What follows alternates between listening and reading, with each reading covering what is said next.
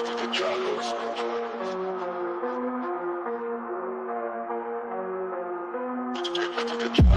creeping in the night, feel the chill. Whispers in the dark, telling secrets running through. Footsteps echo, lost in the mist. Hunted by the past, a fate that can't be missed. Dark waters while the sun screams. Rooted through the void, chasing broken dreams. Lights flashing, haunting, racing fast. Dancing with the shadows, we were never meant to last. In the depths where the nightmares play, the twisted sanctuary where we lose our way. Hold on tight to the edge of despair. In this dark, long world, we find solace rare.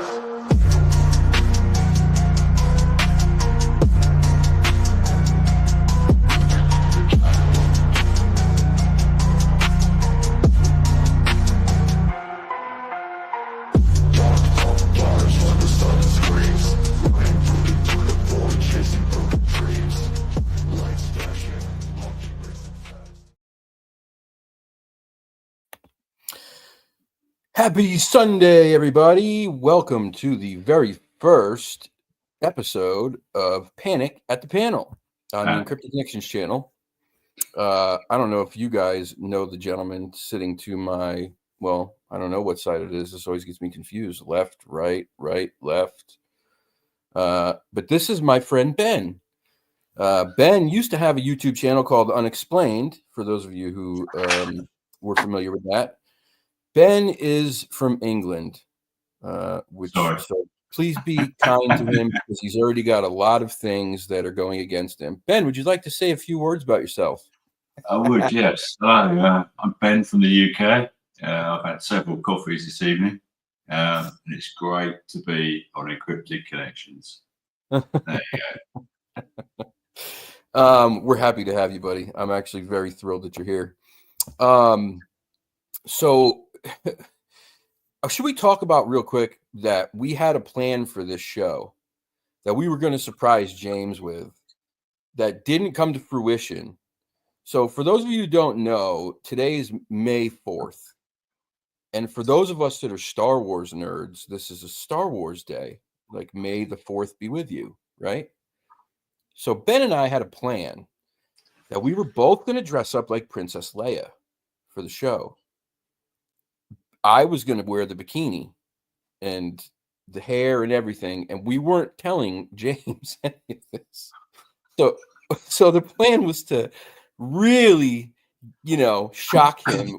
But my whole outfit didn't arrive, which is probably for the best for everybody. But that was our plan. The best for me. Yeah. Ben was very upset. Let's talk about this, Ben. Ben was really upset that he didn't get to dress up, right? I don't have a problem embarrassing myself, but you were really excited about this.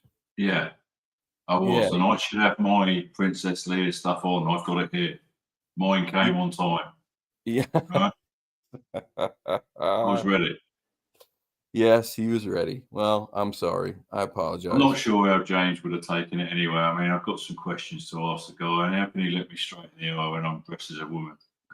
I mean, not that there's anything wrong with women, but I mean, there is sometimes when men dress as women with beards.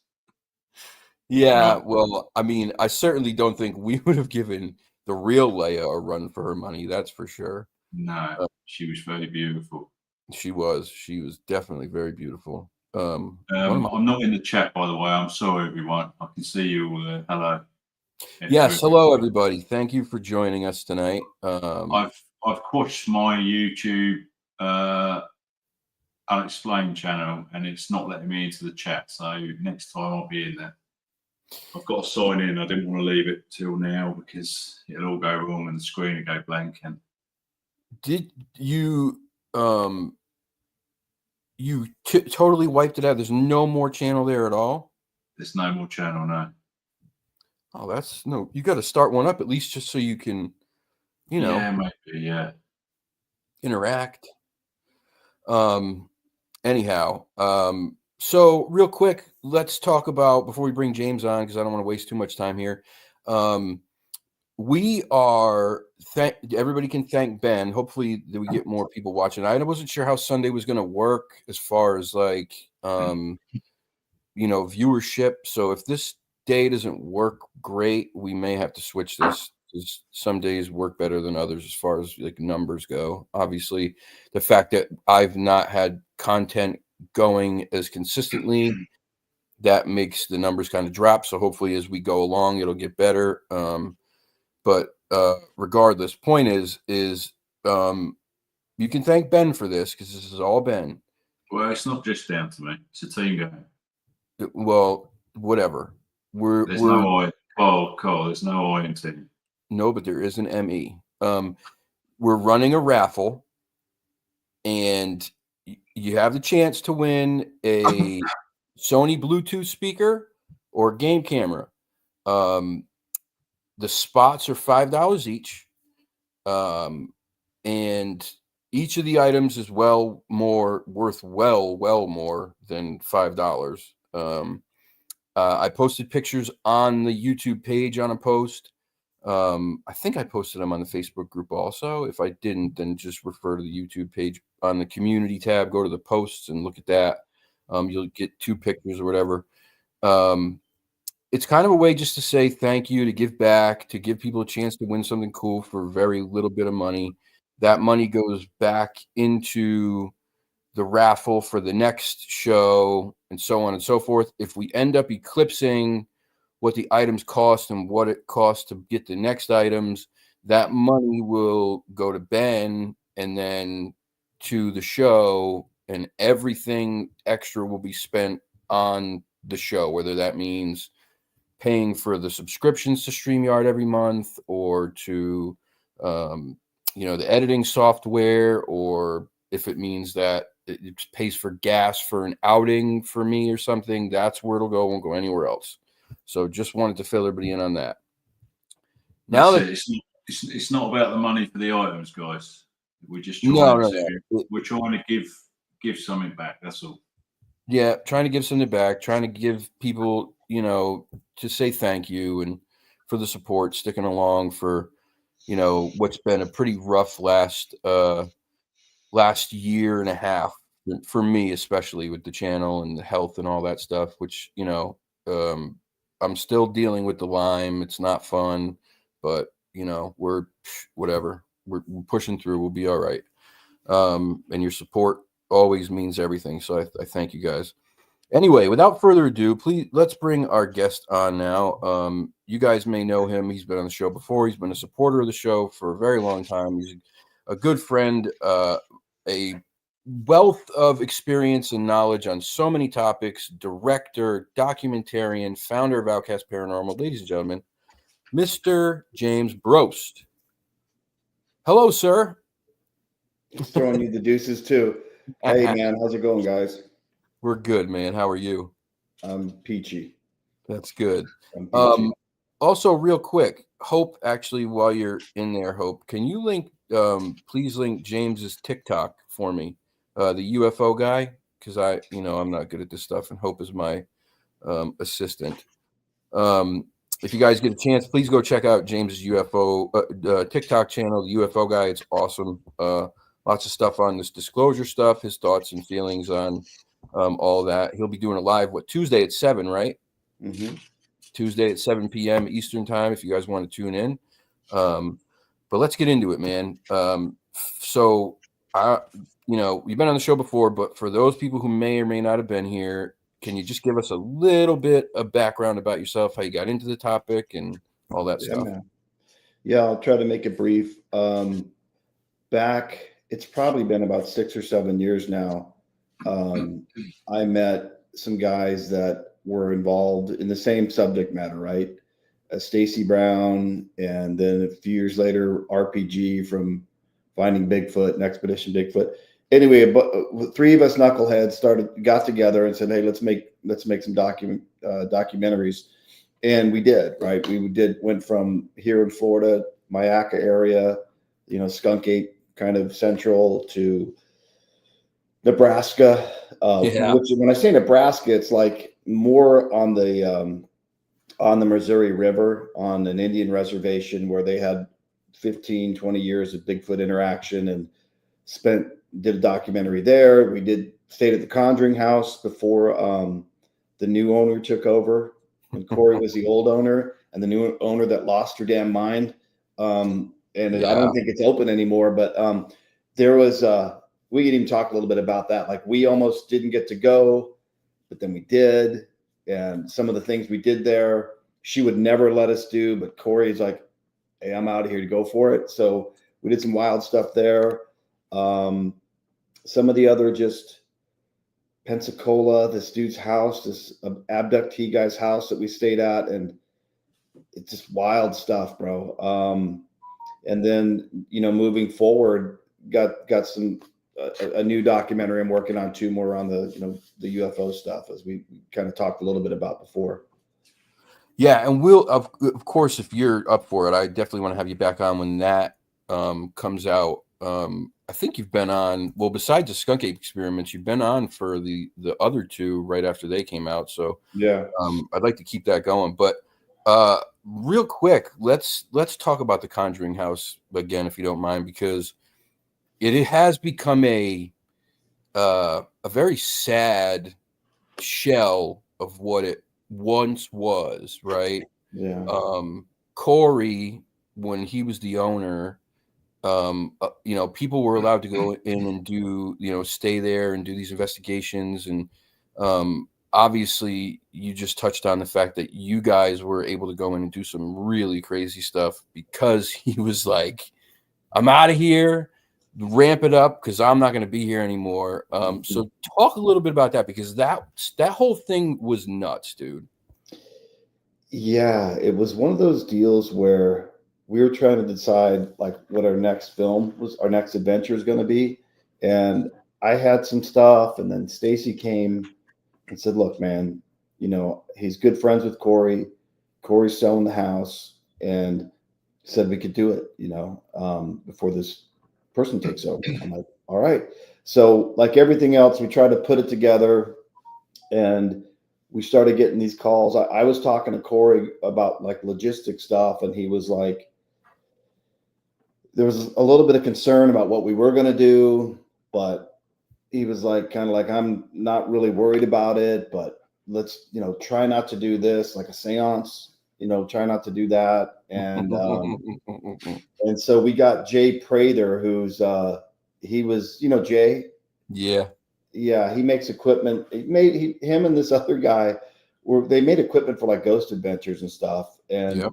Jay's a character though. Like they were talking about how when they made this equipment for Ghost Adventures, they would ask for like, the producer would call them and say, hey, we're trying to do this, or that we're trying to something that can do this. So Jay would make something, but it cost them, a few grand to make it. Right. And then they'd always come back at the end. They're like, nah, we're good. Not interested in it. Well, his sidekick, when I called him and said, hey, would you, I'll pay for this for you to come up to Rhode Island and whatever. And he's like, bro, I just bought this van, like tech van, with all like a panel van that you'd use for repair, but all this to travel with all their equipment, because Ghost Adventure producer said you're going to need that. So he got it. And then the guy's like, yeah, no, we're not going to use you guys. So his wife's like mad at him, like, bro, we've got this payment on this van. So anyway, long story short, we put these pieces together. We get up there, and Jay rolls up in this like 20-foot trailer, like full of equipment. And it literally took him 3 days to set up the experiment. And the experiment was called the World Gate experiment, which is all about like this math that you use. And it's based on like my birthday and all this stuff to see who would qualify to sit where within the house. It's all based off of math. And then what we do is have this frequency playing and a frequency through the house, and we're all trying to open like a portal basically. But there's a lot, I'm not doing it justice, but that's what it was about. It's a complicated deal. Yeah, like, and Jay's like going on telling him about it. I'm like, my eyes are glazing over. I'm like, just tell me what to do, right? So we're also filming, like, just filming there too, right? We're doing these other experiments where when we get there, we also saw this big hole in the ground in the backyard, and it looked like a grave, right? And then we're like, why don't we bury Corey? Like, we'll put him in this box and we'll bury him, and we've got like a PVC pipe so he can breathe, and we're like, we'll put down like a GoPro and a mic, and what the idea was, we'll stick RPG in a well like this in the basement. There's this well that if you go all the way in, the water goes up to here, and the ground, because Corey kept thinking, I don't know if it's a house, it might be the actual land here. And we looked up all the history and all this atrocities and stuff that King happened way Philip's back in War and all that. Yeah. Exactly. So we got Corey in block. We got Corey buried, basically, mic'd up, and we've got RPG in the house in a well, and then we got me and Bill Brock in the library in the middle of the house. And what they've got is like spirit boxes running. And we're asking questions in the library. They can't hear it clearly, right? And we've got a mic to where we can hear what they hear coming through the boxes. As we ask inside the house, what are the responses on their side? Is the land responding or whatever these things are? So as we're doing that, it's like 4 PM or 3. It's like bright. And we're all in the library, a couple of cameramen, and me and Bill are asking these questions. And it's starting to get a little bit interesting, the responses. But then there's like a rickety old chandelier with like these really dim yellow lights, and then the camera lights, right? Well, above the chandelier and in the corner of the room, this light just, and we're like, what was that? And then all of a sudden, static. And my arms, first I feel my forearms covered in static, then my head, and I'm like, we got it on camera. Bro, do you feel that? And Bill's like, I feel it. And one of the cameramen in the corner is like, dude, do you feel that? And we're feeling the static. And then all at the same time, when it stopped, we're all like, acknowledge right then in different parts of it. Okay, it stopped. Like someone turned the switch off, but it was static. So Joey's a skeptic. We stop everything. We're going through, back in the film, up, back and forth, back and forth, back and forth. Couldn't debunk it, man. And I told Corey, the owner of the house, that, and he's like, dude, that's the stuff that happens. Like, you might not see a big apparition or someone get thrown across the room, but you'll stuff like that, the static, lights flashing inside the house. And I'm like, gotcha. And so that was pretty cool. And then the one night we do the World Gate experiment, right? And when we do the World Gate experiment, you're kind of seeing this imagery. Like, it almost puts you in a state with the frequency playing, and I'm at the center of it, like where it's supposed to open. But yeah, I'm seeing imagery, and I'm seeing like Stacy's dad had passed away some years before. I'm seeing Stacy's dad like walking through light and cloud looking for Stacy. And I'm like, get emotional, like crying and stuff. Like I'm like, I want to see a portal and like ghosts and stuff. I'm like, Stacy's dad and me crying. Like, that was weird. And everybody had these mixed experiences, and we're like, well, let's try to do a repeatable one. Let's do it again the next night. So the next night we do it, and this time someone had the bright idea of, Corey was telling us, when people try to steal rocks from the property, that people will take rocks and he doesn't even know it. They'll pull up in the car, hey, I got something from the Conjuring house. 3 days later, they'll have a rock with a note on it saying, look, we took this from your property. I'm so sorry, but man, our life is crazy. I'm giving the rock back. Right? Stuff like that. So we get rocks, and we're like, why don't we all hold on to a rock while we're doing this? Let's bring a rock in from outside, a certain type of rock. And so we do the experiment, and mine was actually just chill. Like, I thought it was great, but I hear from upstairs, I hear like a big thud. And Richard, who was one of the guys in it, he's like a big dude, like 6'3", 240. Richard comes flying down the stairs right past me, and his face is like he's seen a ghost, right? And so he runs outside, and Jay's outside in his trailer running the monitors, and he burst into Jay's trailer, and he's like, "Listen, man, you did something, man. You changed something from last night. You added something." And he's like, I did not. And he's like, because there's voices and stuff coming through, and there's shadows all over. Like, he was flipped out. And he said he threw that rock. Like, when he started seeing shadows and voices and stuff moving around the room, he just threw the rock off him. That was the thud I heard. And he just beat feet downstairs. He was flipped out about it. So after that, Corey said, because Corey just chills in this one room he has that's not in the main part of the house. So he's back there listening to like Slipknot and just vaping and chilling. And so he's like, we're talking to him about it. He's like, this is the time. Like, I know you have this outside experiment. Scratch that. Send like a little team into every room of the house, basement, the birthing room, which is as creepy as it sounds. And so the house was starting to get to us a little bit. I don't know if it was all, but I was getting straight up. We almost all fought. Like, RPG and Stacy were almost coming to blows. And that was after I was yelling at one of them. And then that was that day. Then that night, I said, okay, listen, man, everybody split up, and we're going to take a camera and go to a room and investigate. Everyone was really geeked up about that WorldGate experiment, though, because they're all talking about their experiences, and then they're outside smoking cigarettes. And I said, everybody get inside. I'm getting pissed. And then we get there, and I tell them to do it again, and they don't. And then RPG opens his mouth, and I go, we're here to make a fucking film. Grab a camera. Right. I mean, I flip. And they're just like little kids, and we all just split up and did it, right? And then back up. Right before we did that, the reason I wanted to start investigating like that, not only Corey said that, but me and Jay's partner and his son were the only three in the house. Everybody's out blabbing, smoking cigarettes, all excited. We're standing in there, and we're talking, and one guy's by this stairway that goes up, right? And we're just rapping, talking a little bit. All of a sudden we hear, ah. It's like, we just stop. Everybody kind of stops, and I'm like, he's like, that was a woman. I'm like, that wasn't just me then. You guys heard that, right? They're like, yeah.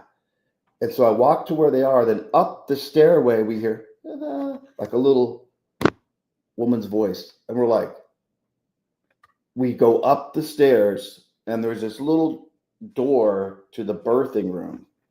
And it's like part of the house where the roof's like almost like that weird octagon shaped half, like a little, yeah, you know what I mean? So we go there, and his son's right by the door, and he's like, it's in there. And we hear it in the room. And so we open the door, and we're like, let's post up in here now and like do our experiment. Nothing happened with the experiment. But when we burst in the door, there was this little chair, like doll chair, this Raggedy Ann sitting on the chair. We walked into that, and I'm like, that freaked me out more than the woman's moan, I think. I'm like, oh. But yeah, we heard, it was 3 times. We heard this, it was a woman's moan, and it was all it was a sausage fest. It was all dudes there. Like, yeah. And so it was like, and it was one step ahead of us. So that the light in the library during the experiments, the woman moaning, and then these guys also, Stacy was like, he came up from downstairs after that experiment. He's like, every religion is true. I know the truth. I'm not afraid to die. Like, he was just rattling off this stuff. And I'm like, damn, dude. And so we were all keyed up about it. Next night, we bring in Carl Johnson, who was at the original Conjuring House investigation. The original seance when the lady flew back and got thrown back in the chair and everything. So Stacy's like, we're going to do a seance, man. And we weren't supposed to. And have Carl, the OG, do it. And so we're doing it. And Carl kind of always sounds like he's in a Renaissance fair a little bit. Carl's the man. But what's interesting is Carl's like this, how how would you put it? Like one of these guys that works with people that maybe have demonic experiences, and Carl's twin brother or whatever is a priest. Oh, So it's a little it's a little Stephen King movie-ish, just a little being bit. around him. But Carl was very cool, and so Carl is like, we got our hands on this table, we're following his instruction, and he's like, yes, the way he talks. So He definitely has a cadence that's yeah, all his own. so you're probably saying, this comely lass that you it's kind of talk like that. But we keep hearing like the one door I keep seeing it's kind of going like that, like opening and shut a little bit. And Joey, the cameraman's hearing this knocking and stuff, but he's getting a little freaked out. He's a skeptic. So we're hearing this knocking on the walls, and this door's kind of open and shutting a little bit. And then Josh is sitting there, and there's candles there, and Josh just blank look in his face, just sticks his finger over the candle, puts it out. I'm like, what's up? And he's blank stare. Stacy starts rocking back and forth, and he's like, you can tell he's like, doesn't feel good. And he's like doing this, and he gets up and he runs outside and pukes, right? And then Josh does this number. Blank stare, thunk, head on the table, wham. Sits there for a few seconds, comes back up. And he's a diabetic. Like I thought maybe we found out he had like really bad diabetes. I thought maybe it's like diabetic coma with all this excitement. But then he does it like 3 more times. And I'm like, either these guys are totally just trying to fake all this shit, or I don't know what's up. But then afterwards, I get Josh. I'm like, let me see your phone, because he's got the insulin meter thing on there. I'm like, all right, your blood sugar's fine. I'm like, what happened? He's like, he was just like, what do you mean what happened? Like, are we done, or what's going on? Like, he was totally oblivious to his head hitting the table 3 times and putting the candle out. So anyway, long story short, we wrap that. Carl tells me, hey, if any of you have any lingering aftershocks, let me know. I'm always available. My number, whatever. So I fly back to Sarasota, where I live, and then literally the next day we have to go to outside of Orlando to see my brother-in-law and his family. It's like my niece's birthday, and we're going to stay the weekend. So we get there, we drop our stuff off in my nephew's bedroom, is where I'm going to be staying, and we kick it, and then now we're sitting outside in the lanai by the pool and talking. And then the conversation comes up, well, how was it at the Conjuring? And I'm like, well, start talking about it. I'm about 2 minutes into talking about it, and all of a sudden I'm like, you're all right? And I'm like, man, I do not feel good, man. Hold on. And I go inside, and I'm like burning up. And my sister-in-law's a nurse. She takes my temperature. It's like 102, like literally out of nowhere. And I'm like, I don't know what to do. So I go upstairs in my nephew's bedroom, and I lay there. It's like 2 p.m. I laid there from 2 p.m. till 8 the next morning, and my back would cramp and tighten up like agony, just gripping pain. I thought I must have COVID, like with the aches. Maybe I got it on the plane. I kept taking COVID tests like every 6 hours. Like I just wanted to explain it away. Like it's got to be. Everything was negative and like delirious. And then 8 a.m. just stopped. Done. So I hit up Carl. I'm like, what do you think, dude? He's like, well, you could have had a hitchhiker, and it's quite possible, James, that you. So I don't know what happened with that, but I do know that was the 3rd time I'd experienced the static. That's the best way I can describe it. Static. It's like static. It always ends up over my head, but it starts either in my legs or my arms, and it's tangible. Like you can see the hair on my calves stand out. Yep. That happened there. It happened at this house in Pensacola, and it happened in Nebraska, the Satonga thing, and some of these old houses we went into. So 12. Before that, nothing. I'd never experienced anything like that, And 3 different places, 3 different thousands of miles from each other, 3 different paranormal categories, I guess you could say we're looking into. but it kind of changed my whole perception of like, it's all tied together somehow. You know what I mean? Like, this is not like a menu on the kids menu. I don't order the Bigfoot pancakes or the aliens sausage or the ghost cornflakes. Like, it's all separate. It was I don't know, man. It changed my. In fact, after that Conjuring, I think I talked to you. I stopped looking into any of this. Yeah, because my life, like, I lost my brother died after that. I remember And that. I don't know if this has anything to do with it, you know, timing wise, but business went to shit, dude. I was like, and then my wife's like, I don't know if I want you messing with that anymore, you know. James, can I tell you something real quick to kind of tie this together? Yeah. We didn't talk during this time period. So me and you talked after that, and I remember you telling me about you losing your brother. You said you were done. You weren't gonna get into this shit anymore. That all that land there, that's all part of the King Philip's War, right? It was the bloodiest battle on American soil per capita, right? So maybe not the biggest, but for what that area was, the amount of the population that war took was bigger than any other battle fought on this country soil.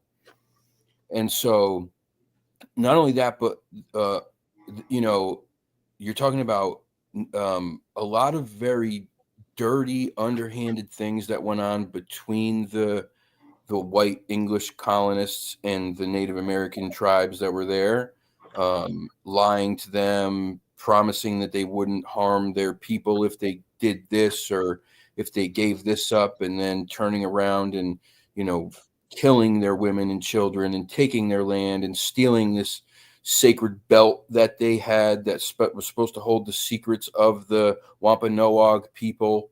I think they decapitated the chief of the tribe or something along those lines after they promised him that they wouldn't. It was just dirty shit. And that where the Conjuring House is, all of that war goes down into Massachusetts and a place called Freetown. And it was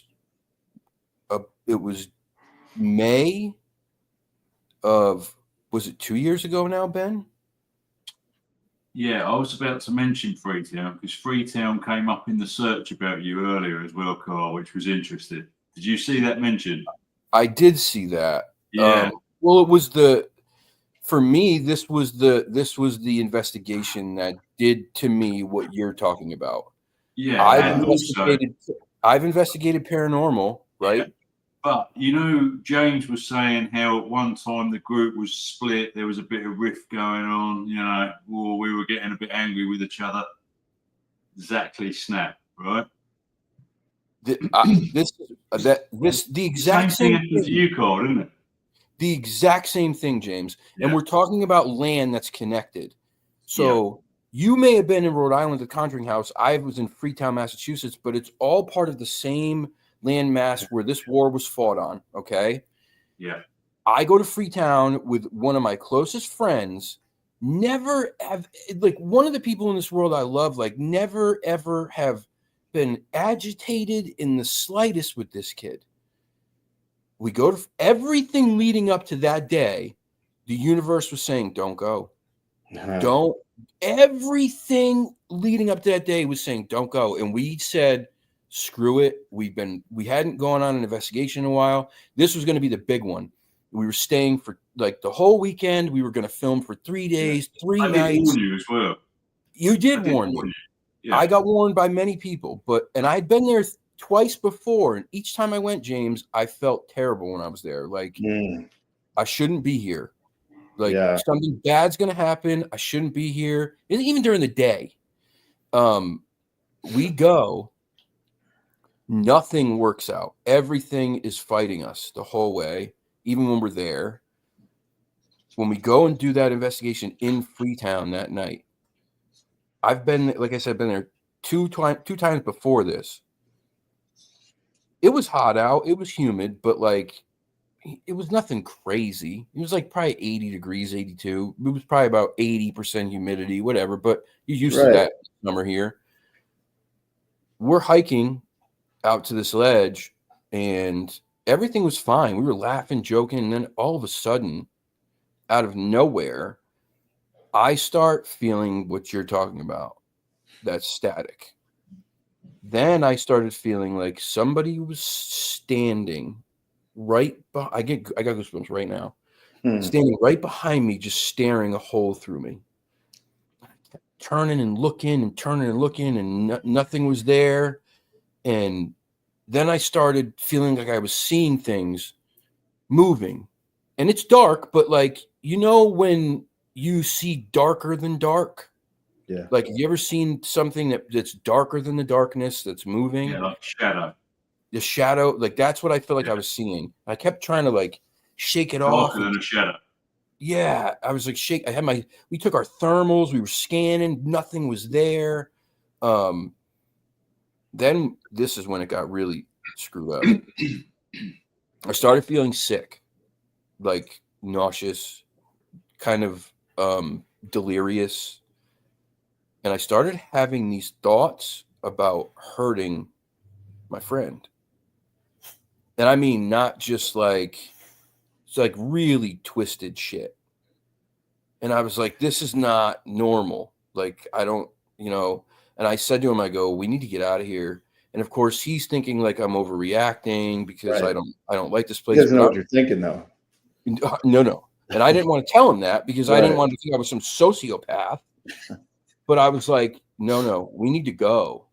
And he's like, well, we're almost at the ledge. And I'm like, no, we need to turn around now. Like, I'm telling you, something's not right.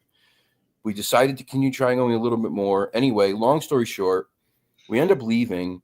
I blacked out the whole ride home. I passed out, blacked out, don't remember anything, got back to the hotel, sick, like just not, everything was effed up.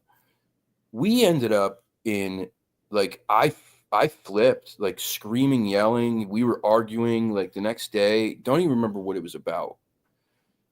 After we left there, hold on, so we can. Hey, yo. She just snuck down here. That's Tootie. So we after we left on the ride home, everything was fine. It was like nothing ever happened. Once we got out of that town, for the next 6 to 8 months, my life was hell. I feel like I could cry right now because 6 to 8 months of hell followed by another 6 months of still not good, but not quite as bad as it was. It wasn't as acute, but it was terrible. I mean, weird illnesses. My business went to shit. Lost my debit card. Like, got locked out of all my accounts. It's all kinds of crap, dude. I remember that. You remember this? I remember you posting. I think I hit you in a message just saying, bro, like, sorry. You did. Yeah. You did. Yeah. But I just thought, and I don't want to talk about it. I just wanted to, like, it's just weird because it's all that land there that's connected, and that place in Freetown, just how they say that Conjuring house is like, it's just bad. The Freetown's the same way. It's had all kinds of terrible things have happened there, murders, and the economy never seems to. It's always something, right? It's always There's something. It's got wrong. the highest number of mental health cases, like on the East Coast. Like, it's just crazy. And I just thought that was weird that, like, you had that Very happen. similar. Yeah. It's weird that I talked to you before that happened to you, after it happened to me, and then you go through this patch. It's kind of like, what did I like? Yep. It's like the Brady Bunch when they find the little thing in Hawaii with. I remember that. So I kind of made a deal because I this stuff still calls to me. You know what I mean? And the UFO thing's always been my since I've been a kid, like into it. And we always lived on Air Force bases. My dad was a colonel at like 45 and he retired. he was the least like military guy you'd ever meet too, just chill. And but we were in like Malmstrom Air Force Base when UFOs came over and shut down the Titan missiles that Robert Salas went to Congress and testified about. We were living like 2 miles away, but it's so compartmentalized we didn't know. Robert Salas didn't know that the same event happened on a different flight. You know, a flight is where the missile silos are, and you basically go underground, and you and your commander spend like 48-hour shifts manning the missiles, and gets a call from topside. It's 1967. Gets a call from topside saying there's a big red something's outside the gate, and he's like, "What do you mean something? Like flying? Like what? Like a UFO?" Kind of laughing, and he's like, "You just can't let it breach. Do whatever you need to do." Hangs up. Wakes up his commander. 2 minutes later, the guy calls back hysterical topside, and he's like screaming, "It's over us! It's over us!" And Robert thought it was an attack, like Russian or something. And right about the time they're getting all this going, he sees on their control panel, missile 1, missile 2, missile 3, missile 4, all 10 shut off. It's not possible. They're not like Christmas trees where there are lights where they're connected. They have their own redundant systems. You can't just shut. There's no reason for all 10 to go down. And then a minute later, they all go back up. He gets topside, and one guy cut himself on the fence, and they're hysterical. Everybody gets separated. He gets them to get called in. They're like, "Can't talk about this," right? So Robert Salas goes from 1967 till 1990 something, well after he's been out for many years, and he goes to a bookstore and he sees like UFO and nukes, and he's like, reads about his story. So he's like, "Yo, I guess we're talking about it now." Finds out, wait a minute, the date's a week off from when it happened to me. Maybe someone misprinted. Files a Freedom of Information Act request. What he gets back is the event that happened a week before on Oscar flight. It's either he was on Echo flight and the other one happened at Oscar flight a week before, or vice versa, the names. But either one, he finds out, and they wouldn't let him have his access to his incident, but he did have the other one. Gets a hold of the guys that were involved. So 30 years later, they put the band together from these separate units that didn't know anything. And now these guys are 2 trips up to DC. They, Stephen Greer had them all up there years ago to try to get in front of Congress. The best they could do is present to former Congress people to get them to talk to Congress. But as you see now, that whole thing's blown wide open. It's a whole different animal. But long story short, we were there at that time. I was 2 years old and, didn't know anything about it. We end up moving to Arizona, get there that summer. Travis Walton gets abducted just north of us. And it's in Arizona, so the local news are following this, and it's big. It's a big deal there. Dude's missing. Friends say a UFO took him, or he went back after seeing UFO. He's not there. They're being investigated for murder. They passed polygraphs. Travis Walton shows up 5 days later in a phone booth. "Hey, come get me." He was down in Tucson where we lived. We didn't know that they'd taken him to a hospital down there to get away from it. It's wild. So I was always into that subject matter. So my wife's like, that's, you can look into that stuff. I just don't want you in haunted houses anymore. Yeah. It's a long way of saying that. And I'm like, I'm down. I'm good. I'm not poking that nest anymore. So I've kind of moved on to that. Dangerous nest, man. It really is. People don't know. And I think a lot of people watch podcasts and they watch shows and they're like, let's go play Ghost Chase. And maybe for the most part they do and nothing happens. But I think if they really realize that there's things that there's a reality to it, and you're not going to like the reality if you really do it. So I don't think you really want that if that's what you think you want. But I like and of course, we did the Bigfoot investigations and stuff. But the thing that compels me about the UFO subject is with Bigfoot, they don't have congressional hearings on Bigfoot.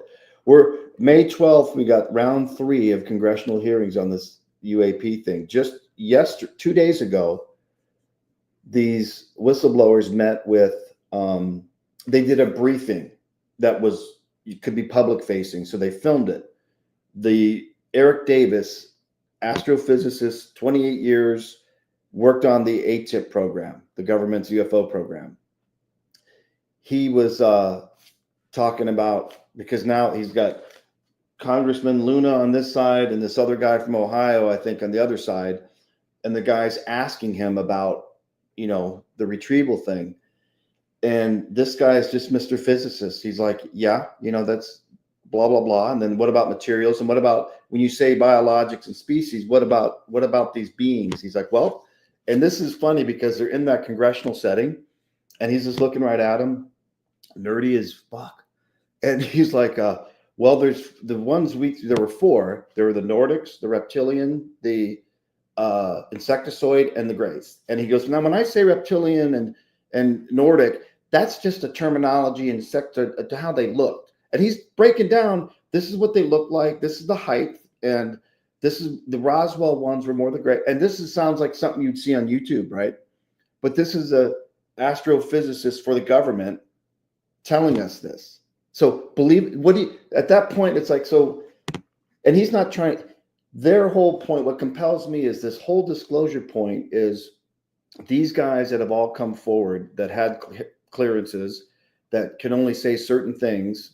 And when they talk in the congressional hearings, they've already been briefed by the Pentagon because of their clearances. And the Pentagon says you can't be specific on this, this, and this.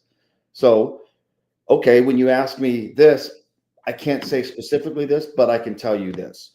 And the point is people get mad, like on my channel, like TikTok, they're like, just show us the pictures already, the videos. It's like, dude, these guys are trying. What they're saying is, yes, the government has this, and we're telling you they have it.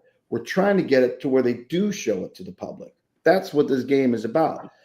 Whereas the last 80 years, it's been the public, pilots, military, police, citizens saying, we know there's something there.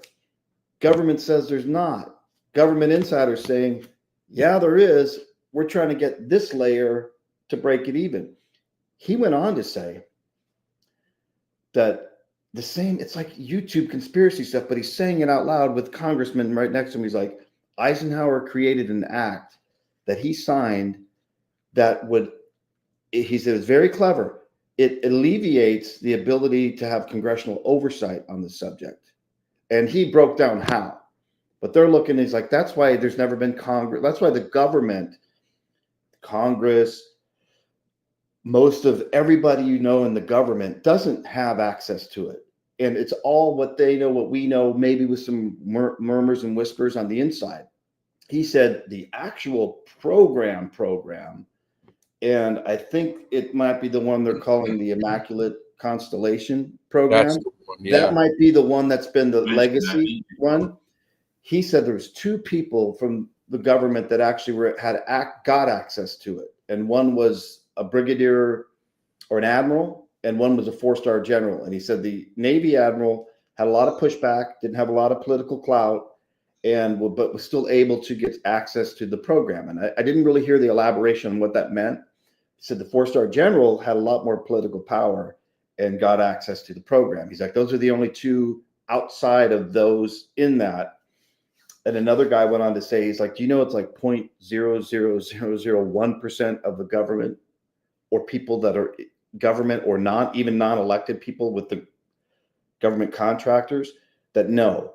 So you could work at Northrop Grumman for 40 years on top secret stuff and have zero inkling that they have retrieved craft.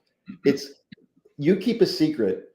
If we believe any of this, and let's say Roswell had started with retrieving the craft, once that secret starts and you're the government and you've got a handful of government contractors of note that work on weaponry, aviation weaponry, technology like General Dynamics, Northrop Grumman, Lockheed Martin, and a few others, and you parse out some of that technology and say, look, what they're trying to do is we want the advantage. We want the advantage, right? whether it's weaponry or technology, we want the advantage. Work on it.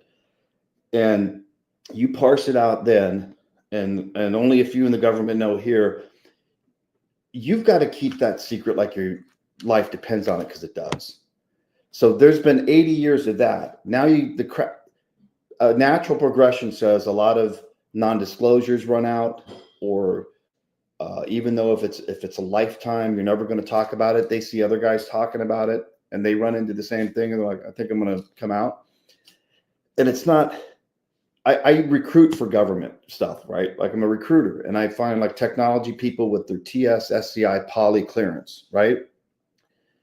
Most of them worked in the government and now work for a government contractor when they get out. So these guys have kind of foregone the fact that they'll get a job with a government contractor now, because now they're a whistleblower, and they are risking they're never going to get jobs back in the government again. And if you believe them, a lot of threats, because it's dangerous to do that. There's not an advantage there. They're not hoping that, like, gee, I hope History Channel picks me up for a series and pays me $5,000 an episode. Those guys make that in 3 days doing consulting. Yeah. It's like, why would you do that? Right? Motivation and money follow it. And the same goes for that, why you wouldn't disclose it. And so my point is, I don't think the government, maybe at one point, but is ever really concerned with the moral argument by saying, well, we'll roll it out there and society will just not be able to handle it. Here's what I think I'm sure a part of this. If you've secured retrieved craft on a ranch, that's not government property. Why do you own it? Why can the government say we own that now? And then what gives the government the right to say, and we're going to parse the technology out just to a select group of vendors of ours. Nobody else gets to look at it or touch it. The liability and legal ramifications from 80 years of that are massive. And if you're like, everybody's going down, that's something that they'll say, no, I'll kill for that to not get out, or that ain't getting out. So with that in mind, starting 80 years ago, the devices, the processes, the secrecy that would have to be put in place by very, very smart people would have to be put in place, and were, right? So a progression of society, of the way information gets out, has changed dramatically the last even 10 years. And people not worried about, I'm going to go to prison if I say anything. Now there's strength in numbers. It makes sense that a natural progression would be more people now the cracks would show and would come out. The biggest challenge we have now is, if they rolled out a flying saucer and a little dude, third of the people would say, that's a government psyop, it's fake. Yep. Another third would say, I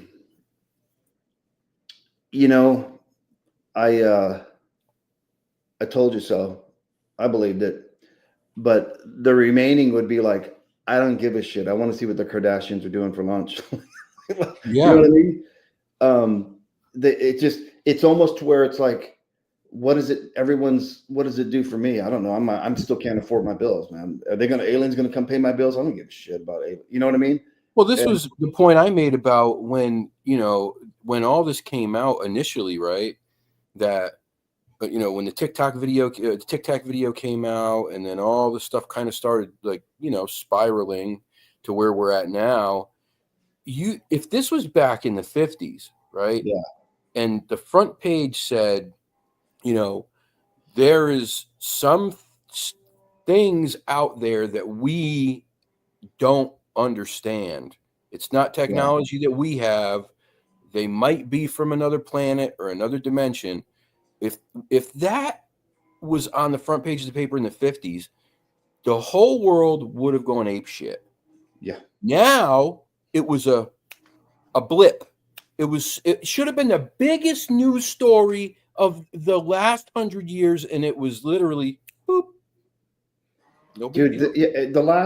Ever since the 2017 New York Times article with the videos from the fighter cockpits came out, if that would have been the 50s, it would have been Panic in the Streets, War of the Worlds. It would have been bananas. So I understand then that was something else they had to deal with. But now it's funny because I meet people and I talk to them about this, and they're like, I didn't know there's congressional hearings on. Yeah. It's like, No, not one, not two, but three. And then now they have the second meeting of when all these guys say, look, I can't tell you that. We'd have to get a SCIF, a secured, compartmentalized building that you go into, or no, doesn't get any reception for phones, recording devices. It's like to impart information that is only available at certain clearance levels.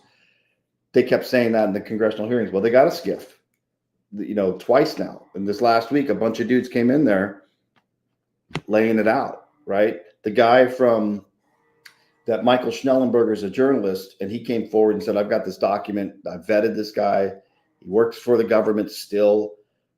He's saying there's a legacy program called the Immaculate Constellation that not only monitors blah, blah, blah, but has retrieval, all this stuff.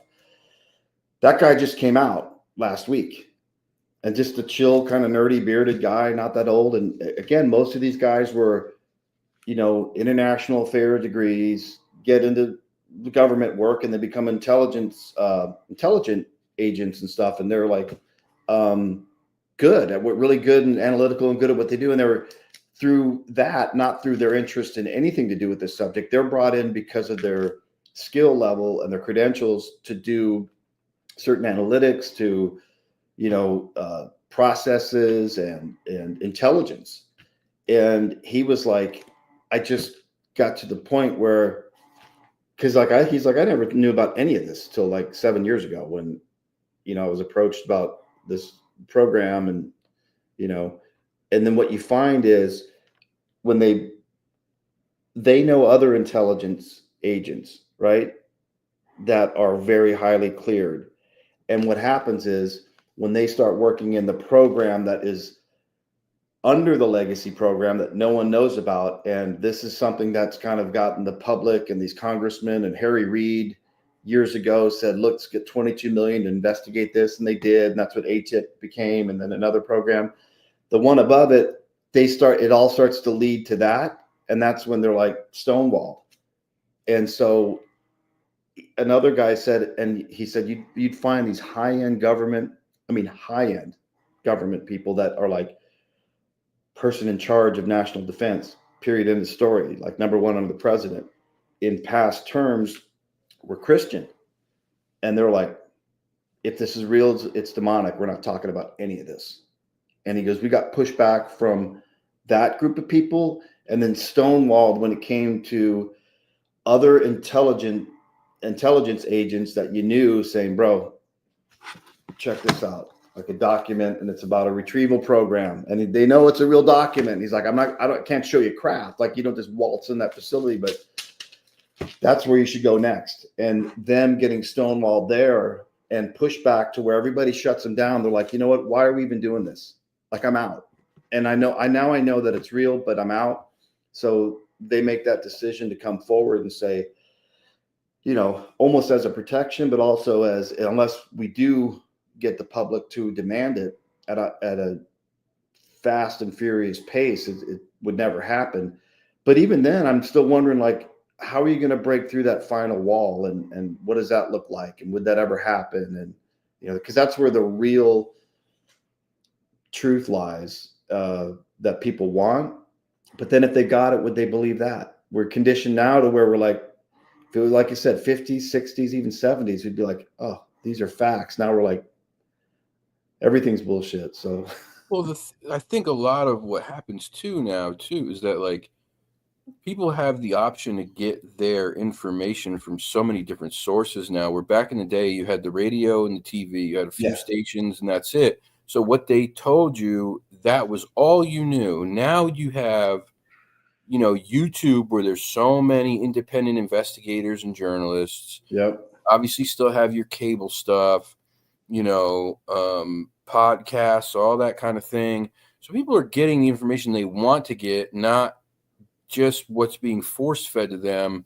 And I think some people are just oblivious to some of the things going on. Like you said, some people just are like, I had no idea there were congressional hearings going on, because they're just not into this stuff. Right. Right.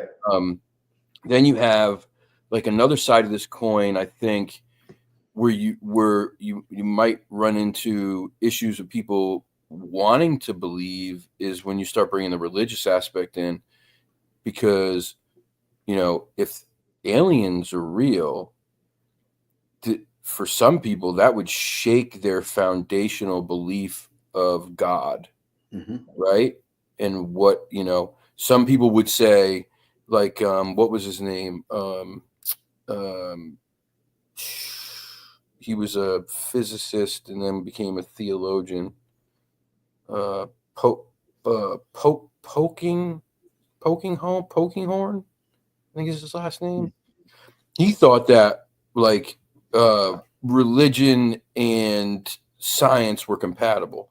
So basically his thought was like, if it was proven that aliens existed, that would just be a proof of God's wider creation. Right.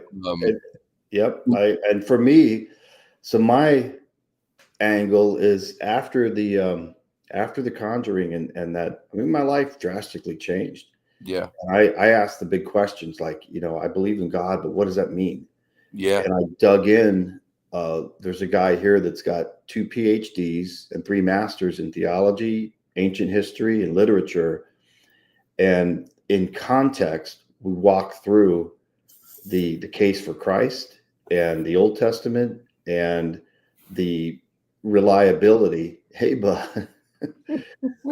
The reliability of those documents, not from a he'd always break down who wrote it, when they wrote it, what was going on in the region when they wrote it, who'd they write it to, why did they write it, literarily what devices were being used. Revelation's not what a lot of people think. That's apocalyptic language that they used back then to describe things. There's parts that are literal, historical, poetry, and just a number of years going through that, I'm like, okay, so I believe that to be authentic, not because he gave his opinion, but because no one's going to go through years of that unless you've got a reason to. So where does that leave me with the UFO subject? And I look back studying this for years, and a lot of these people that are abducted say things like they're fascinated with the fact that we have this kind of level of emotion or soul. So for me, I don't have a conflict saying, goes back to, like I talked to you before years ago, I think, about the Big Bang. The even Hawking said the universe started from nothing. It would be the only case in the case of forever that an effect happened without a cause. That it blew in time, space, and matter blew into existence by something outside of time, space, and matter. That's true. And so what outside of time, space, and matter could create time, space, and matter? All the physicists that are atheists say, just give us one miracle and we'll explain the rest. And it's a joke with them, but it's kind of true. So something that can create that, let's say, as vast as the universe is, somewhere else has forms of life created, but they're a billion years ahead of us. Technology would be, if I came with a cell phone 200 years ago, I'd be a wizard and people would be bowing. Yeah. But talk about millions of years, right? Can you imagine the advances? So park that in your back pocket and then think of this. God made us in his own image, but dinosaurs are real. I'm not one of those guys that's like, nope, the Earth's only 6,000 years old. It's all carbon dating's wrong. And dinosaurs are real, bro. People are digging, you know.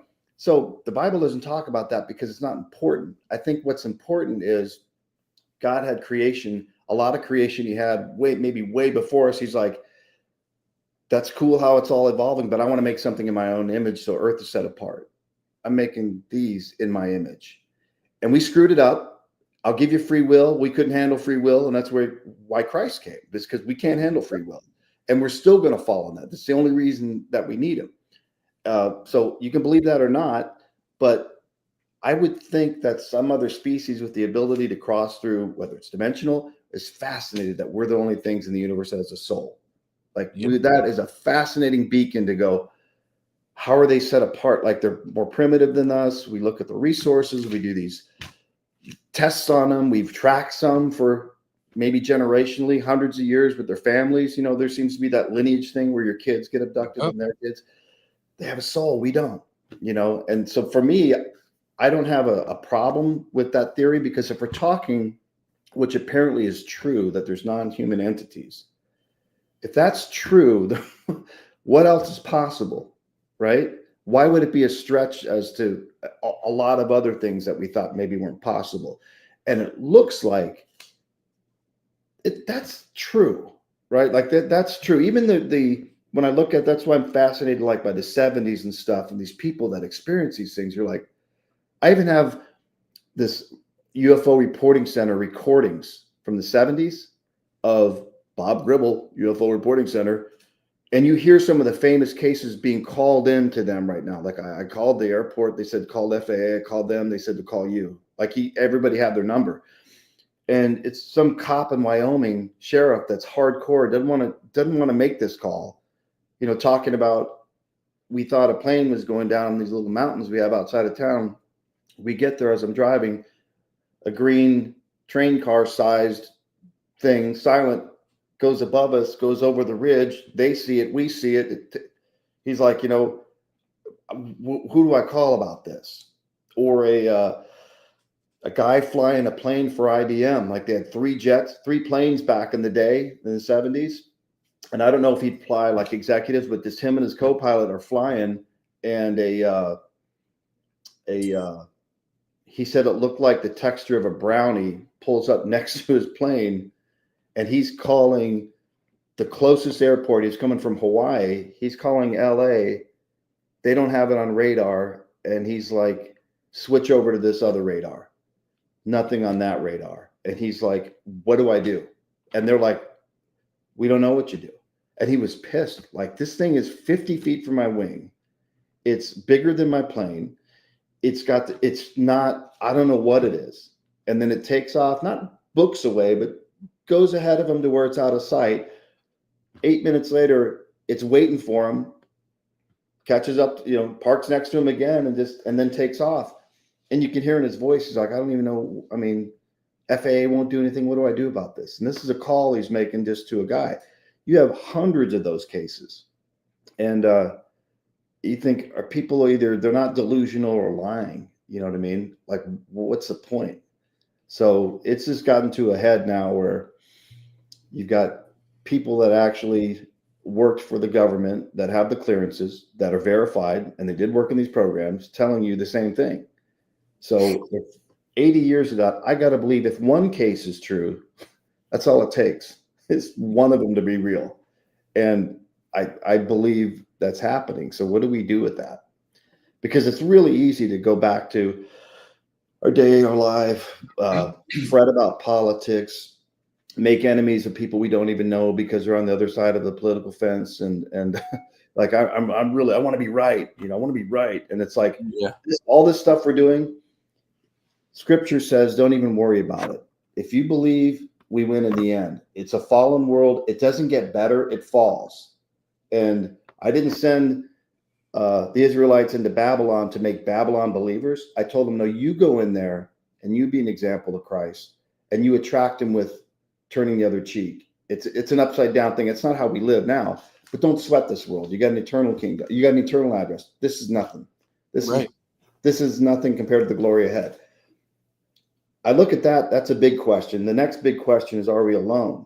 And if we're not alone, and it sure seems like we're not, where do those things fit? And then secondly, how spun up am I going to get about, I'm not blind to the realities of trying to make a living and feed your kids and people treating people right, but how twisted up can I really get about a lot of the things that everyone's got a family member that's highly political, right? I've got a brother on one side, my wife's got a brother on the other side, and her brother won't even talk to her mom anymore. He's disowning her 82-year-old mom because she voted different than he did.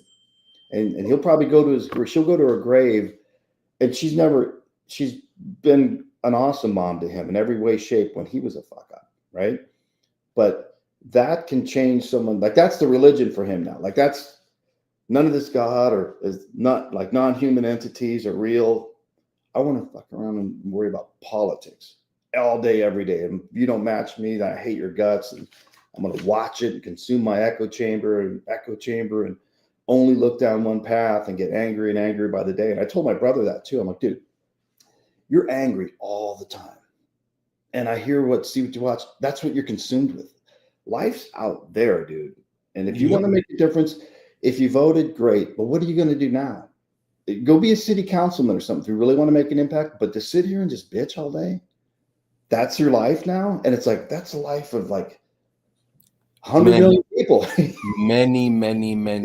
So for me, it's like, I like to take the step. I went down those two paths that I just described. And for me, it's a different world for me. And so for better or worse, that's kind of where I'm at with it. So that's why I'm making like this other movie, and kind of exploring those considerations will be in there as well.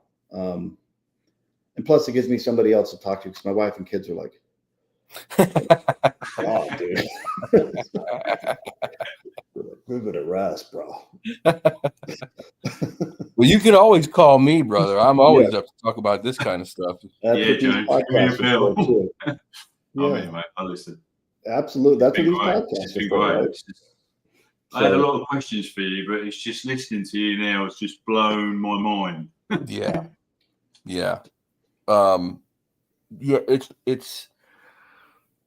It's you know, I think like you talked about like how the stuff at the Conjuring House kind of shaped your thoughts and beliefs moving forward and changed your life, and you know, directed you in these different ways. For me, it was the same. Like I had lost my faith for a while. Yeah. Because of that, I gained it all back, right? But it also did the same thing that you said it did for you, is I started asking different questions about things. And, you know, it's difficult, I think, being somebody in this space who's into these topics and telling certain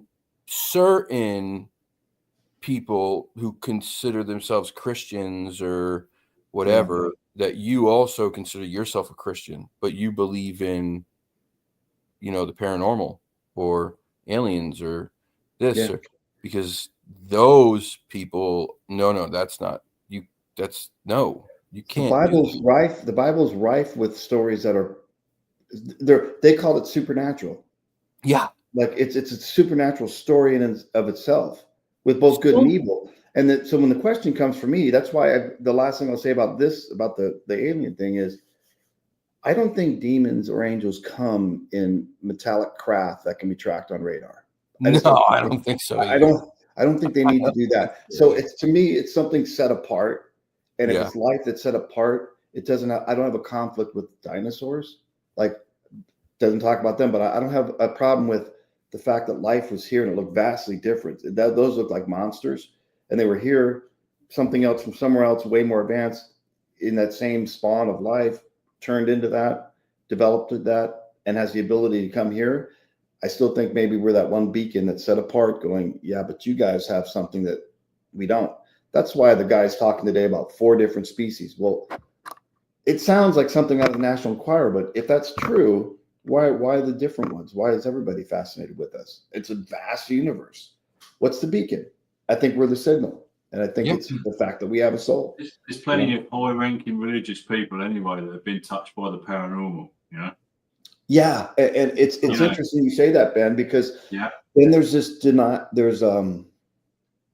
that case down in Australia or South Africa, where the kids school right? Yeah.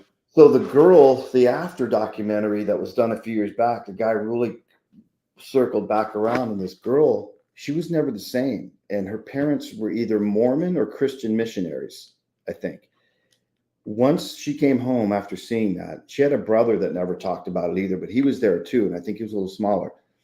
They took him out of school, and they moved back to Canada from Africa, never to return and never to talk about it. You did not. That's like what Ben's saying. Like, now you just like, let's deny that happened, and deny because it'll reshape my reality. So she had all these cool paintings, and she just sit there and do art of what she saw that day, They finally get her in a plane to go back down there. And you could tell it's this healing, but also traumatizing experience to talk to the old headmistress and do that. She ends up putting her art on display and going to conferences and selling it. She kind of turned it into a positive.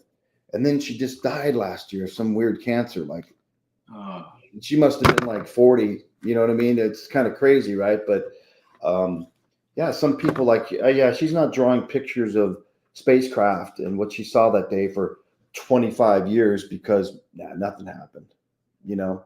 But she's not getting anything out of it. She got nothing out of it. This is the other thing I talk about is like, these people are getting nothing from this, if not ridiculed. You know what I mean? So why, and to carry on a hoax for 25 years seems a little bit ridiculous, especially if you're getting no monetary gain, no kind of fame, no anything from it whatsoever, except for a lifetime's worth of nightmares and PTSD, essentially. Right. Look, we're dudes. We could go, I could back in the day go on a date and I'll be whoever you want me to be for like 90 days. You know what I mean? And then you're going to see the real me and you'll probably be very disappointed and it'll end. But I don't see it for decades.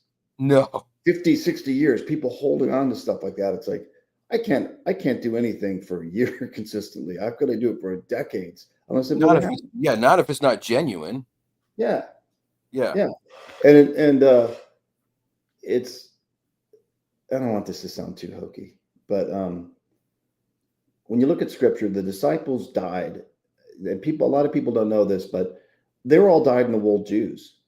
And they like, we might say, oh, we do this, but we don't practice like the Torah and eat a dietary restriction and pray a certain time. That's how they grew up. And then they follow Christ. And he's like, when I go, it's all done.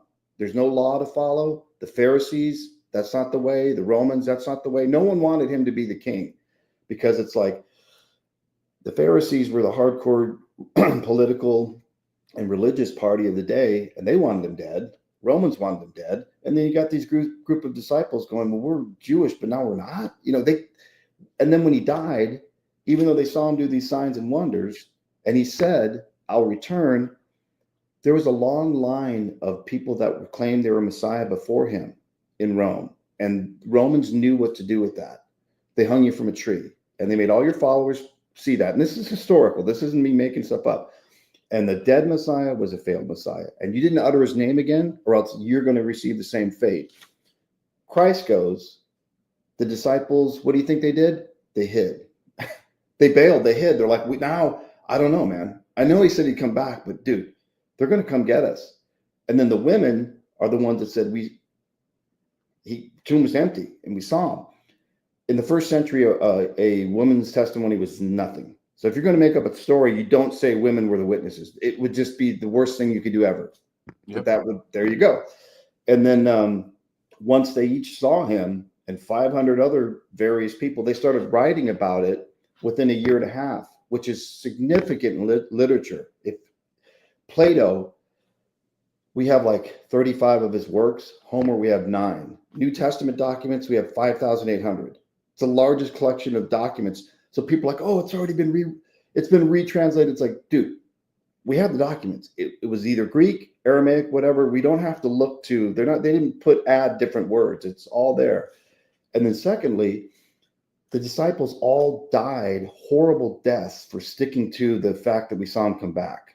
And they didn't die that year, like when they're still high off a cult, decades later. So they're sticking to this. You don't die for a lie, I guess is what I'm saying. No. And some, they didn't talk about it, probably had families, but they're skinned, boiled in oil, hung upside down, thrown off a building, head bashed in. That's how they died. And they knew that's how they're going to die. Yep. If they stuck to it, and they stuck to it. So to take that to the UFO world, some people are like, look, you're going to have ridicule. Your family's going to be shamed. You're going to lose your job, or whatever. People are going to think you're a nut. And then you're going to sit there on your deathbed and say it's true. You're not going to die holding on to a lie either like that. Like you might protect your wife while I cheated on you, or I killed somebody to protect your family. But if you're like an alien abduction or a UFO encounter, why would you take that to your grave? And yet you've got so many examples of people doing just that. Well, yeah, you're right. And it's also the same with like a lot of these people who claim to have worked for these government agencies for so many years. Now they get to the point where they're getting older and they can't live with the fact that they've held this secret for so long, and they're like, fuck it. Like, I'm 85 years old now. I don't have much longer. I can't live with this inside of me. I got to let it out. And now's the time. And so they purge themselves of this weight and this, whatever that this burden that they've been carrying for so long. It's kind of a similar thing, Yeah. It's crazy shit, man.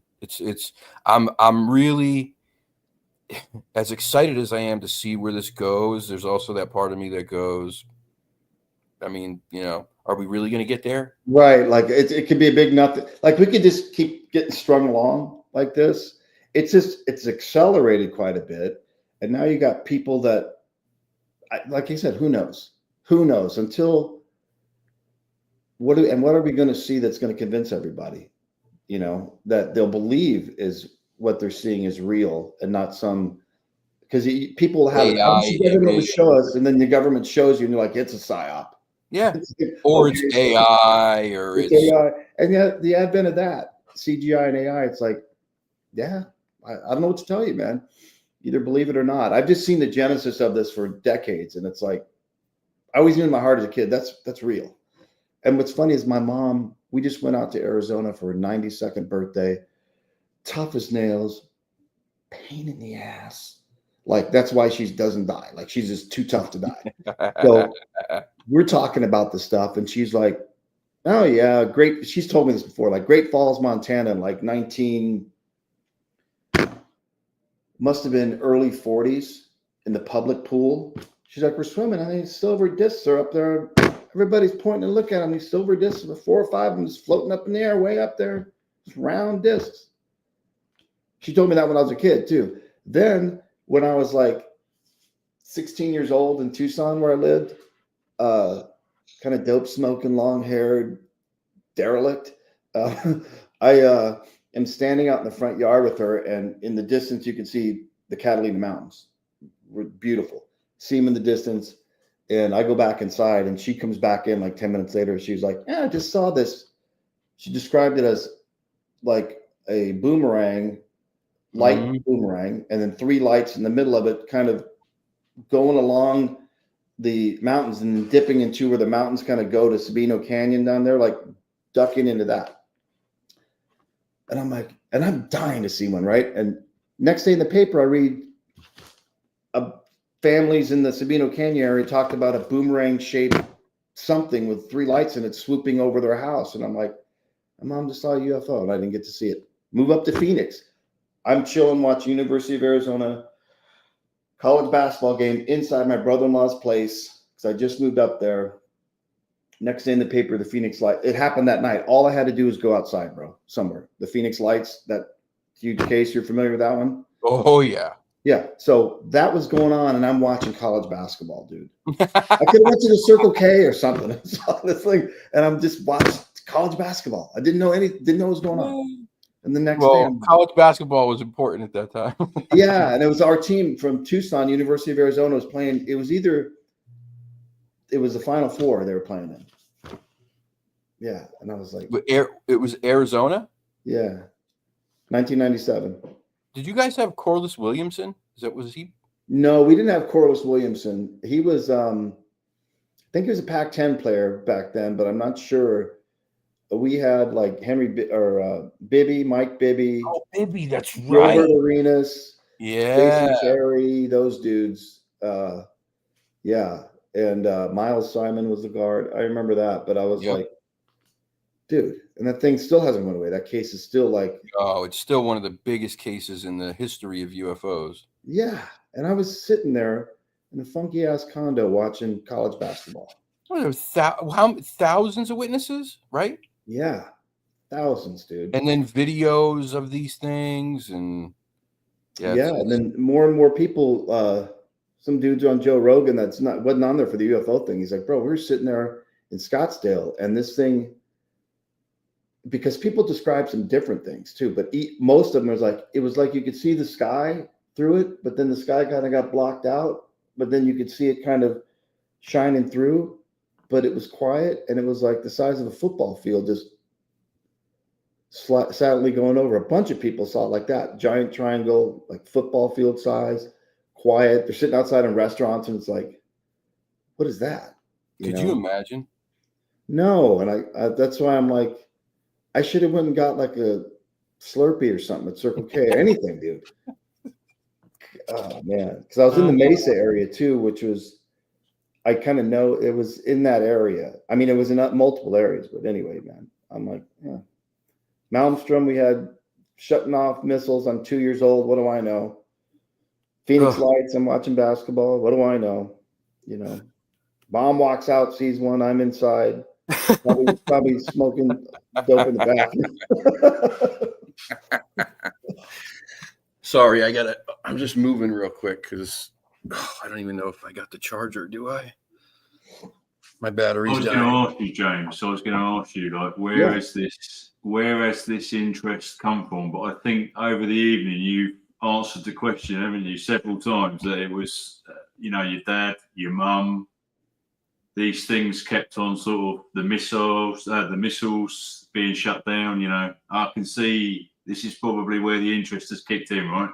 Absolutely. And I remember, I think even before having a real knowledge of it, like when kindergarten, when you first go to the library and you get to check out a book, the first book I checked out was like Monsters, Myths, and Legends, like the UFO. And it was like the first thing. And I was like instantly like a weird kid, like into straight in there. Yeah, straight away. It had me. It had me. But I think since we talked, Kyle, there's a buddy of mine named Ed who helped us do some camera work. Then he went to film school for a couple of years in New York. Now he's doing his own stuff, and he wanted me to help him with this doc he was making. So, and he has this story. He grew up in Costa Rica in a poor village, and his dad bounced when he was like 12.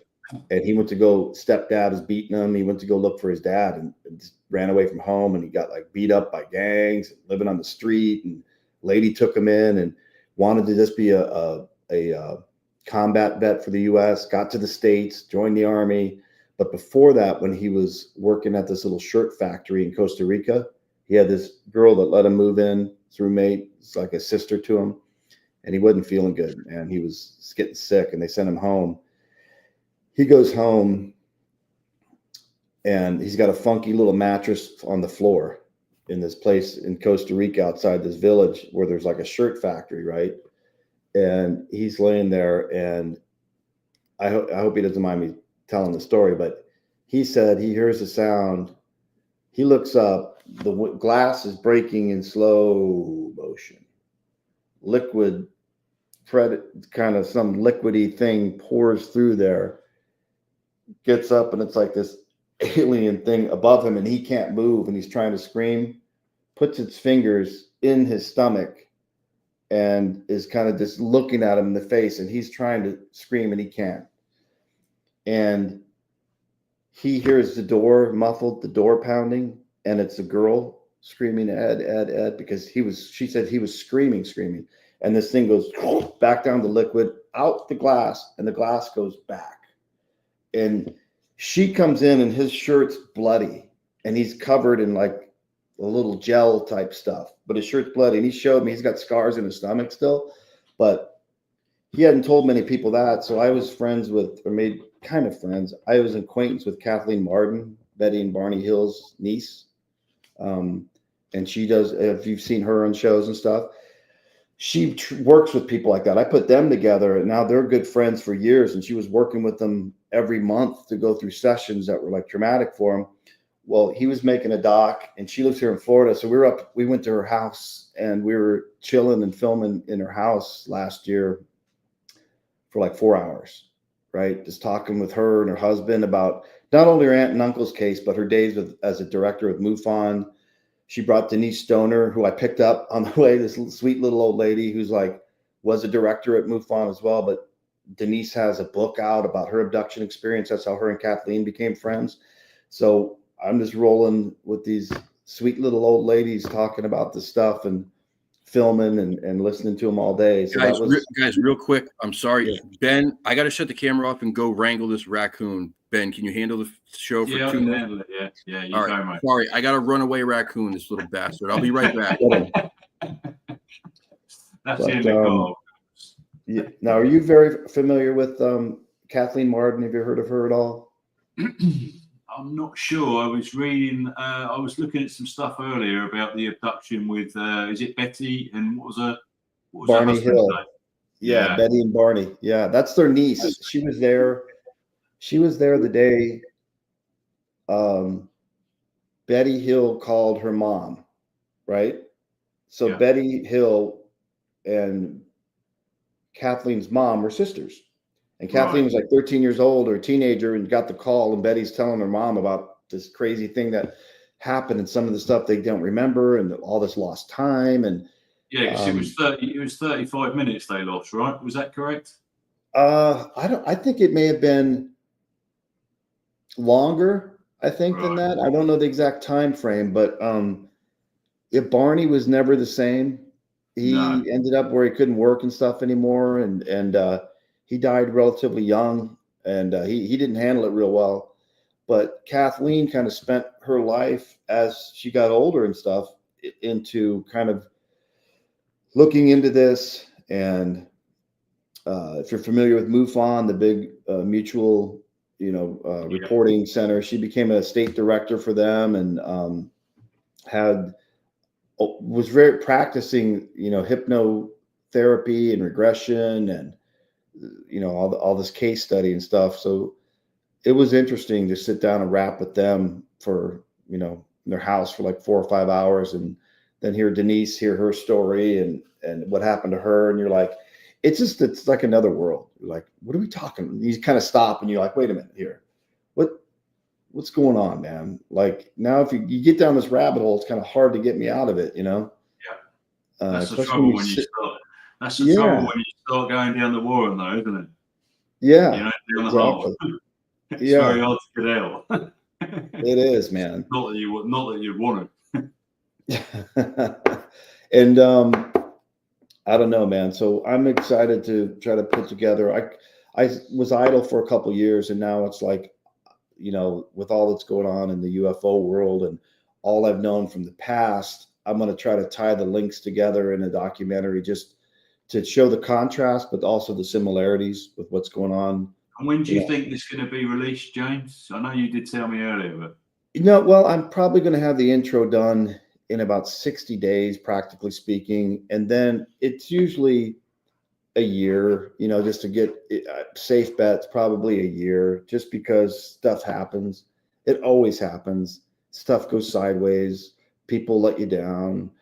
Things fall apart. It happens every time. So I'm just targeting that. But for right now, I'm going to get kind of the proof of concept kind of trailer going and see if I can get that done in about 60 days. But I'll send it to you guys too.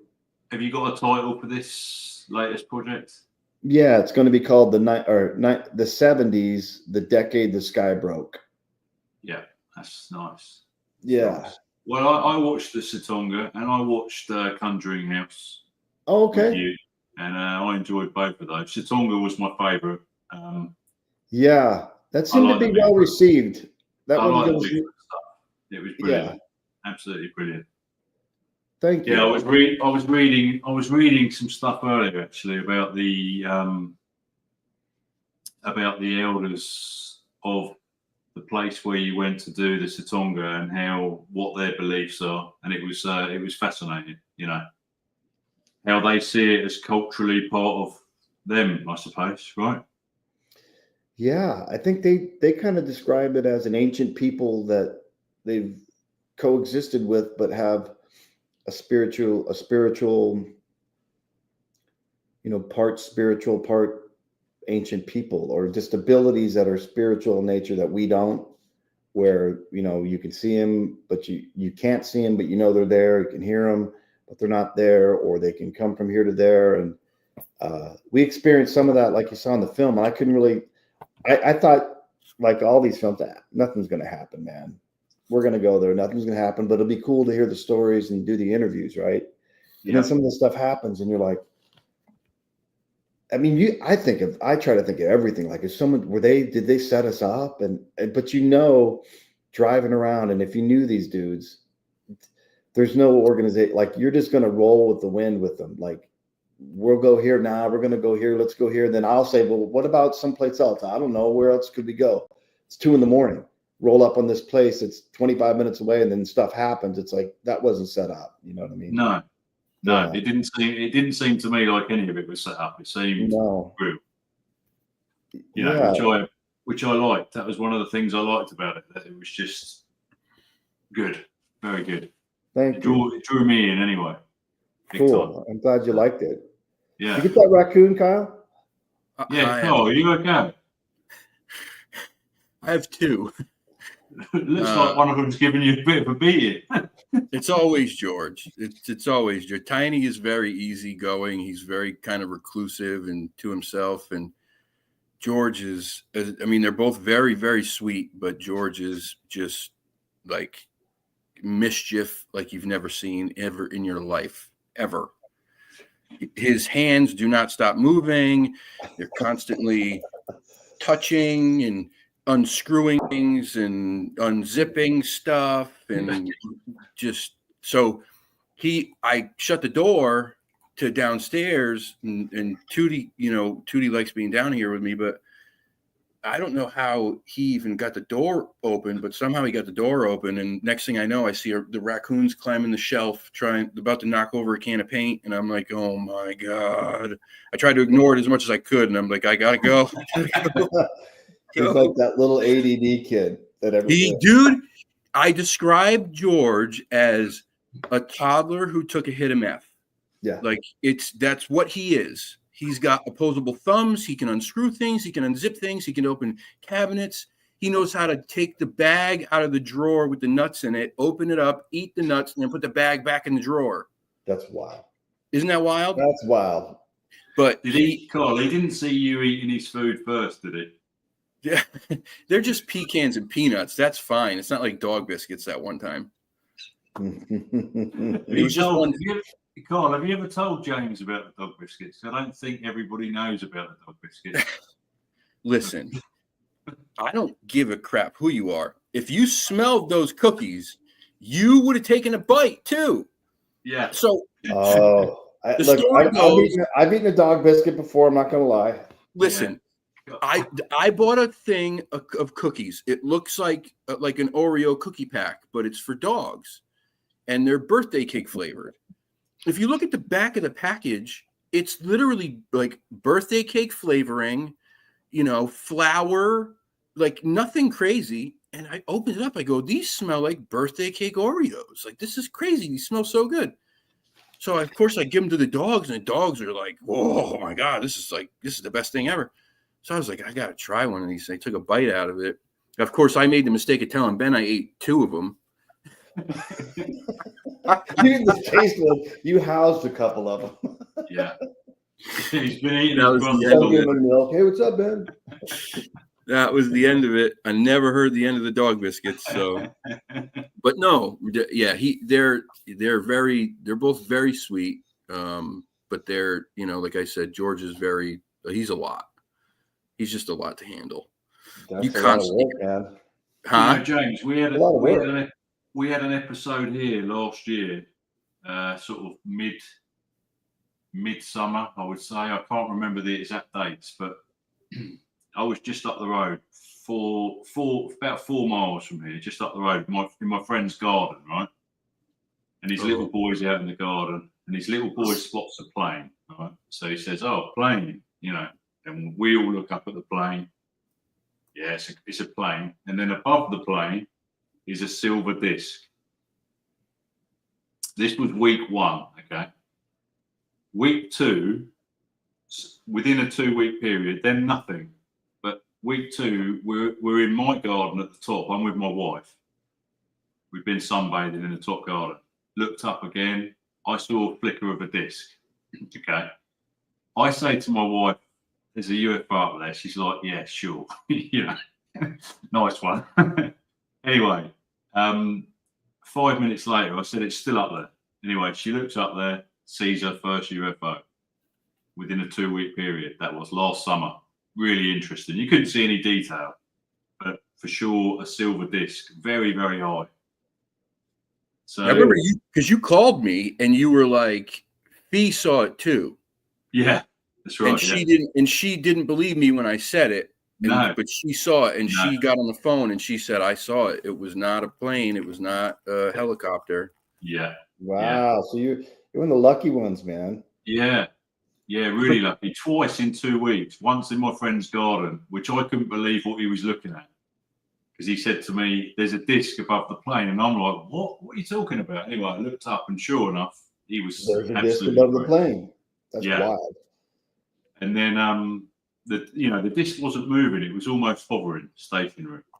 Both times. But I mean, how weird to see 4 miles up the road and then in my garden, you know. That's awesome. Yeah. You know, I went to I'm a believer, mate, for sure. I'm a believer in after seeing that as well. I've seen some strange things in the daytime, like dark objects moving, but never a shiny disc like that on a sunlit day. The reflection off of it was amazing. That's awesome, man. You know, speaking of the Betty and Barney Hill thing, this is like one of my favorite stories ever. That story, obviously, because it's, you know, it's supposed to be the first abduction story. I was just telling Ben, I went to that site 2 years ago with Alex Petikoff. Oh yeah. We were camping and he surprised me and I didn't know this. So I met him at his house, and on the way up to the campsite that we were doing the Wood Devil investigation at, he was like, I got a surprise for you. And he brings me right to the site where they were supposedly abducted from. The sign is right there on the side of the road. And then almost directly across the street is this little gas station. I mean, this is like the middle of nowhere, New Hampshire, dude. There's nothing out there. And this little tiny gas station on the side of the road, like what you would expect to see there, just kind of old, run, you know. But inside this thing, every wall of this place is covered with pictures and stories and firsthand accounts of UFO sightings, abductions from across the United States. And then, of course, is like the one wall that has the whole Betty and Barney Hill thing on it. And it's so cool. It's so kitschy because they sell like, you know, UFO mugs and T-shirts and pencils and erasers, but it's the coolest thing ever, man. That's awesome. Yeah. I want to go. I want to check that out sometime. One other childhood thing I'll throw before, I know it's getting late. I'll end it with this one. Okay. So the decade of the 70s, all this weirdness, UFOs, Bigfoots tied together. And then we didn't even talk about the whole cattle mutilation thing. So my aunt and uncle had a ranch in Montana. And as kids, we'd go up there every couple summers, and it was a working ranch. It was awesome. Like uncle would put, you know, we'd sit on a horse with your uncle, and his German Shepherd Fritz would round up cattle, and you're chasing these cattle, and it was just awesome. Well, in 1975, we go up there, and we're having like a cookout, right? And some of the neighbor farmers are there, and these are farmer dudes, right? Like overalls, beer, and cigarettes, and it's the 70s.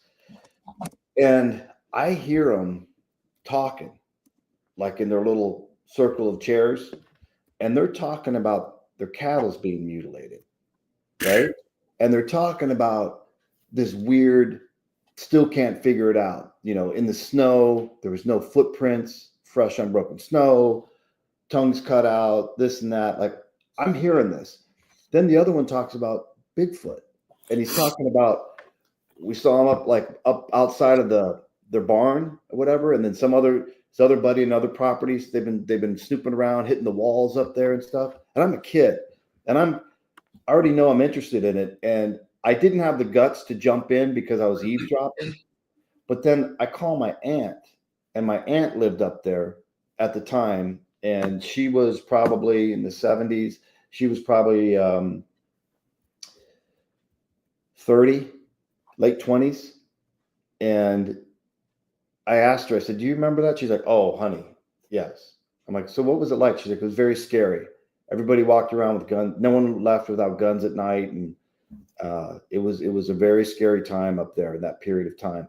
And then I see on this old channel that has like these archival clips, these two Montana sheriffs talking about that same year where they're responding to all these different UFO calls and cattle mutilations in the area, right? So it was kind of wild that I got to eavesdrop on these farmers, one of which was my uncle talking about their cattle being mutilated in this wave of mutilations during that period of time. So it was pretty cool. So weird. That's another thing that I love, like that topic of the mutilation thing, because none of it makes sense, man.